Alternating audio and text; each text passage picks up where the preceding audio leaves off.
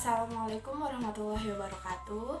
Perkenalkan, nama saya Risma Yulianti dari kelas 4E dengan NPM 012.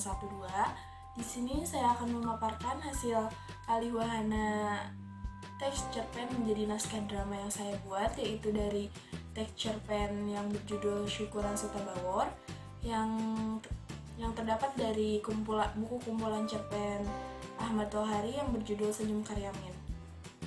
Di sini saya akan membahas 3 bahasan. Yang pertama itu latar belakang penulis, yang kedua pengertian alih wahana menurut Sapardi Djoko Darmono, dan yang ketiga adalah unsur intrinsik yang terdapat dalam naskah drama yang saya buat.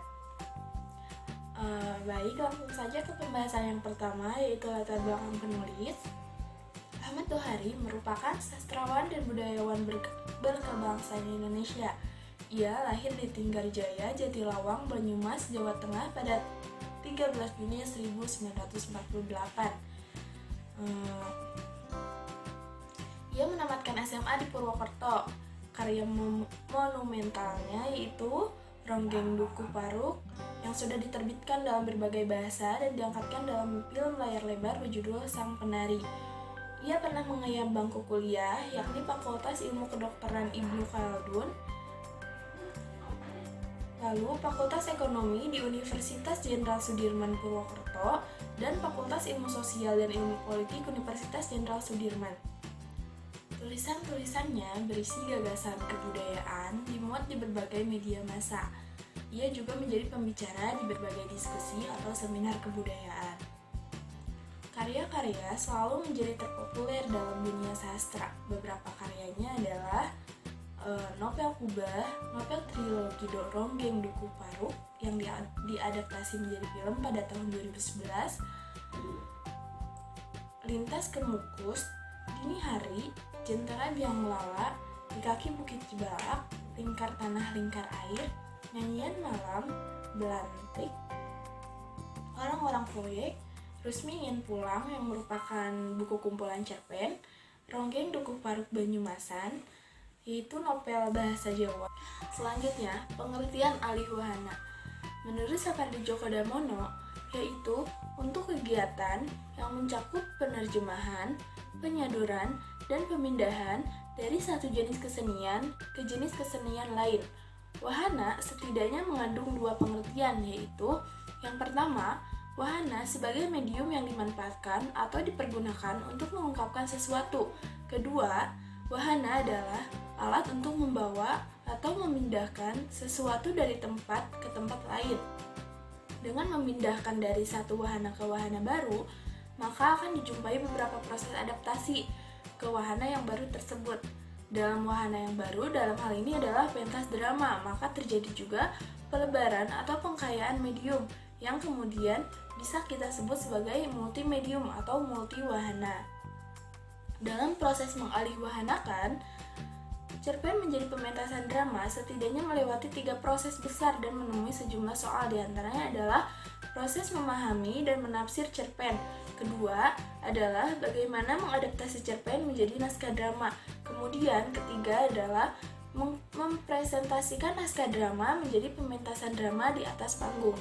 Nah, selanjutnya saya akan membacakan unsur intrinsik dari naskah drama Syukuran Suta Bawor.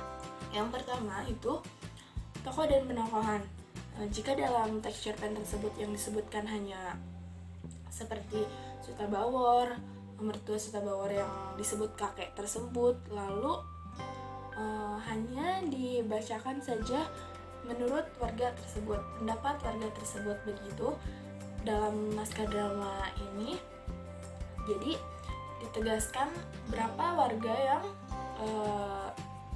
mendatangi acara syukuran tersebut dan berapa warga yang hanya menyimak pembicaraan saja dan menyanggah pembicaraan. Jadi dalam naskah drama ini ada 3 tokoh. Yang pertama itu Suta Bawor, yang kedua kakek, yang ketiga itu warga, dan yang selanjutnya itu 3 warga dari kampung tersebut.